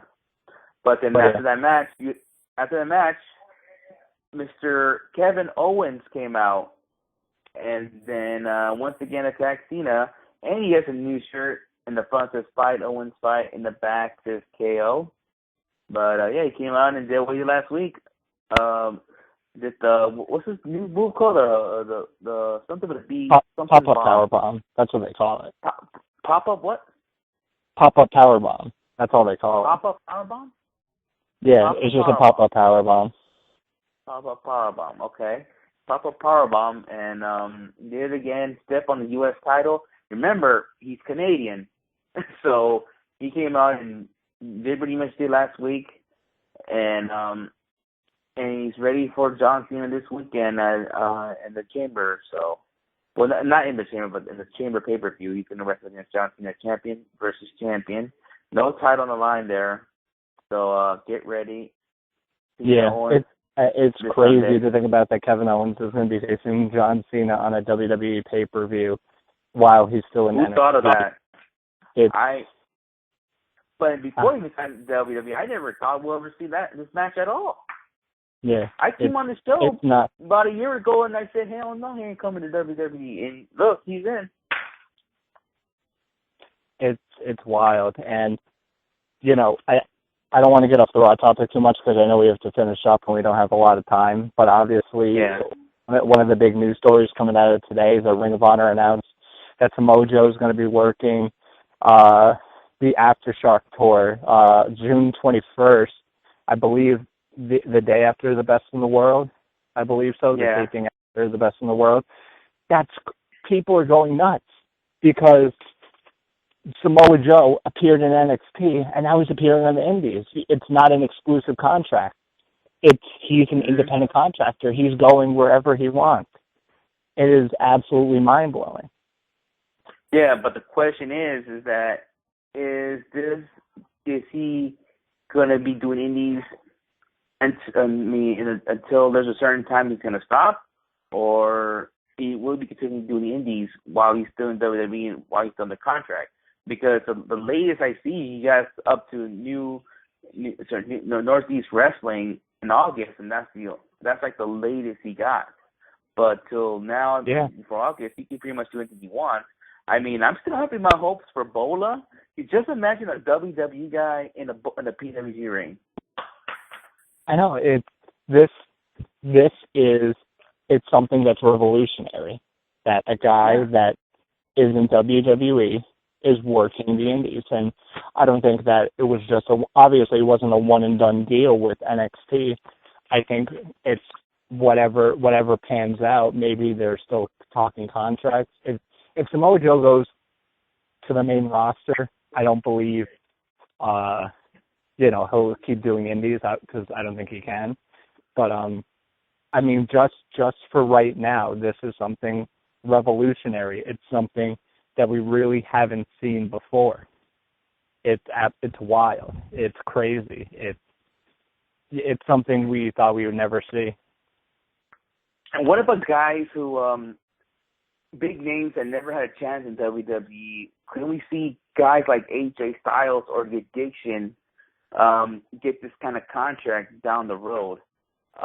Who knows? And who knows if this can lead to WWE working with independent companies, or maybe even a company. I know a lot of people mention this, is that, okay, they're bringing in Joe while letting him do it. Maybe now the mindset is they can bring in like Nakamura for a month, and they can have him appear on some Raws and NXT, and then one and done with him. It's something where we don't know what's going to happen going forward. It's crazy. It's just maybe how the business is today, like if Samoa Joe still keep doing Indies like after August, I mean, that'll be crazy, and he's a SoCal guy. Maybe I'll see him in a show around here as well, and while he's still in NXT, who knows? But he did AIW, which fucking Skits. I told Skits CM Punk would not be involved somehow, some way, and I was right. But and that AIW event probably had history, which a WWE guy and a TNA talent were working on the show the same night, which I'm talking about Samoa Joe and Jade, aka Mia Yim. They all worked in the same show, so I don't think that ever happened before. But we've seen stuff like Jerry Lawler had a match with Kevin Steen. Well, Kevin Steen was in Ring of Honor, and Jerry Lawler still in WWE, but was working Indies, But I mean, but Jerry Lawler does that. Like he'll work random shows at times because that's just how he is. I don't know why he's still wrestling, but yeah. But anyway, let's finish up this Raw talk because we're getting toward the end of the show. I don't know. Yeah, we're getting toward. What else haven't we hit yet? We hit Neville and Bo Dallas, Sheamus and Dolph Ziggler. One thing I have a question about: did they announce the women's match for the Chamber? I think it's a triple. I think it's a triple threat. I think it's Nikki Bella, Naomi, and Paige. Okay, just want to make sure that was the announcement. Let's touch on this real quick. Tonight, Paige and Tamina Snuka had a match. I don't know about you, but Tamina Snuka looked awful tonight. Oh, yeah. She was shit. Awful. Yeah, unlike her, she was awful. She was botching so many times. But it's not like her, though. She usually get her shit right, but just today she looked like shit. I don't know what it was. I don't know if it was an off night. I don't know what it was, but she looked dreadful tonight. And she made it look Paige bad, and Paige is not. Yeah. She's really good in the ring, and she made it look Paige look bad. And this is like one of those moments where, you know, when we had Nicole Savoy on, that, you know, a women's match, bathroom break. This is one of the matches I wish I had a bathroom break, but it didn't, you know? Yeah. I mean, of course it didn't have a bathroom break. I wish I could have skipped this match because this match was painfully dreadful.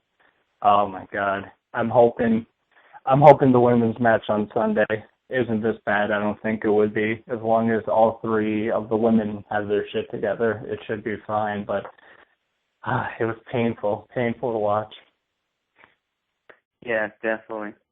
Let me get to the end of Raw. Pretty much the Authority try to like come out and they expect and make an announcement that Seth Rollins is not going to wrestle at the next pay-per-view due to the fact that Dean Ambrose got arrested, whatever. Somehow Roman Reigns got involved in the end, and then there was a video out there was showing that it was proof that Dean Ambrose accidentally hit the cameraman, Will Ferrell, and then Dean Ambrose came out with the truck with a police van, and then signed the contract, like a SWAT van or something. SWAT van.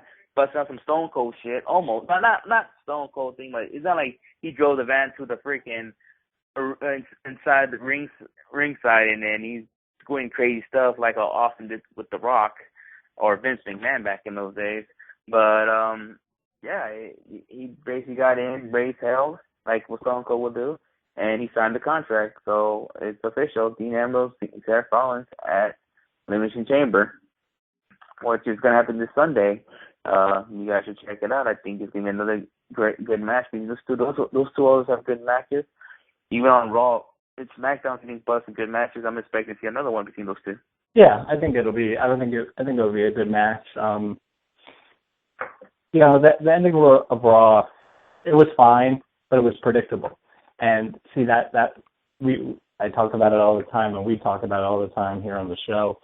Is the beginning and ending of Raws are so predictable that you can skip them. You can skip them and you wouldn't miss anything, you know, because it's just, that's how predictable it is. There's nothing shocking that happens at the end of Raws or at the beginning of Raws anymore. All the shocking stuff happens like in the middle.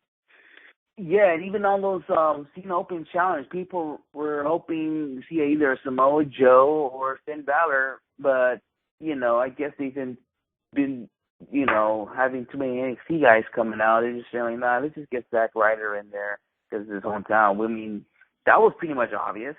You know, why not have Zack Ryder come in? He's not like they're not going to put him in a match tonight that he's going to get destroyed. You know, they're going to put him in something special because it's his hometown, and it was against John Cena, unfortunately. But I think that was pretty much predictable. Even though they try not to make it when they were backstage with the Entourage guys, and he was almost like afraid to say something to the Authority, but it never happened. Or they try to make it like, you know, not predictable, but unfortunately they failed. But yeah, this Raw was, like I said, it was not great like the last few Raws were.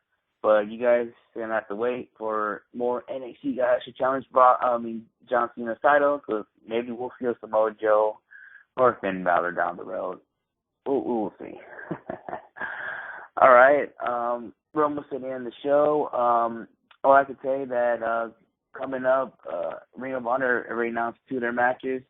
It will be Jay Lethal against Mark Briscoe for Best in the World, title for title, and Roderick Strong going against Moose, and Moose, Roderick Strong, and Michael Elgin in a triple threat match. We're going to become some contender, and those 2 matches they announced for Best in the World pay-per-view, which can be out next month. So just want to put that out there. And I'm going to give out my plugs. Before I give out plugs, please follow Wrestlingheads on Twitter and Instagram. Check our photos out. We met like tons of people there on Instagram. You can see my photo with Paige. You can get to thousands of photos with Candace LeRae. You probably have a photo with Nicole Savoy Saturday this Saturday. Who knows? But you guys should check out our Instagram. Follow us there. Follow us on Twitter. Like always, we're almost getting close to 3,000 followers. Please follow us. And then YouTube/WrestlingHeads. Check us out. Check out past interviews there, and also you can check it out on the old blogtalk site, blogtalk/WrestlingHeads, and also support us on Pro Wrestling Tees/WrestlingHeads. And you can follow me at Sinister632 on Twitter and Instagram. I'll probably go back on Vine, so I'll get Vine as well. And then, and then until Thursday, we'll have JT done. And Tom, give out your plugs. Yep, you can follow me on Twitter at @ToTweetMe. That's my only social media account, so that's where I'm talking wrestling and all that, so follow me there. Like Skit said earlier, make sure you follow him on Twitter, WHSkits. Make sure you go and follow the Weekly Wrestling Podcast at Weekly Wrestling Podcast on Twitter. Indie Power Rankings coming up tomorrow and Wednesday. Wednesday they'll be on at 3. Tomorrow they'll be on at 8 Eastern. So make sure you check that out. Make sure you check out the rest of the shows on the Elite Podcast Network. Well, make sure you follow Elite Podcast Network at Elite Podcast Net. Uncle Mike and Tom show probably coming up Thursday. Wrestling with Myself with Scotty O'Shea should be coming up this week. I know he had a busy last couple of weekends, so should be some interesting talks on what he's got going on. Eyes on the Ring had a show last night, as they do every Sunday, so they'll probably have post-Elimination Chamber thoughts coming up this Sunday, which we'll probably plug in on Thursday. Make sure you guys go check out smartmarkvideo.com. A lot of good indie companies on there, like our good friends at Alpha One Wrestling. They just had a show not too recently called The Punished, and then they got Assemble coming up as well, which we'll get into as it draws closer, but make sure you check them out. AIW, everything available at smartmarkvideo.com. I want to give a big shout out to Mr. Tim Donst, because over the weekend it was announced that Tim Donst will be returning to action at Absolution, AIW Absolution, when he goes against Nick Gage. So big shout out for Tim Donst. He beat cancer. Nobody knew if he was ever going to wrestle again, and he's back in the ring. So congrats to him. He's a good guy. So I'm very happy to see that he's going to be able to get back in the ring. Yeah, another thing I want to say a past guest of ours, Allie Parker. She's going to go in a kidney transplant, but this Saturday, if you're in the Las Vegas area, she's going to be wrestling there for the last time in a while. I forgot the promotion's name, but if you follow Allie Parker on Twitter, she posts a photo, and I think even on her Instagram, to check it out. But if you're in the Las Vegas area that's listening, you want to check that out, because this could be it'll be a while so Allie Parker gets back in the ring. But, she's doing it, I guess, something happened to her brother, and she's donating a kidney, but it's going to be a while since she get back in the ring, so you guys want to miss that out. But, and also, it's funny, Tom, I just saw on her Instagram, Joey Ryan liked our one of her photos on Nicole Savoy Instagram, and it's funny that how Skits was mentioning Joey Ryan earlier. Just imagine this for the whole thing. You heard mention, he heard Skits. Maybe. I don't know. Maybe. But Joey Ryan, if you are listening, you're not sleazy enough. What we were talking about earlier. You got to bring more sleaze back. Got to go here. If you want to come back on the show for the third time, Joey Ryan, you're more than welcome to come on and see what you got to say. We're inviting you to come on, man. So the door's always open. You know where you can hit us up at. So, Joey Ryan, you're more than welcome to come back on the show. All right, I guess to Thursday, we'll have the Juice JT Dunn, and you don't want to miss that out. So, everybody, have a good night, and until Thursday, we are out. Peace. Peace.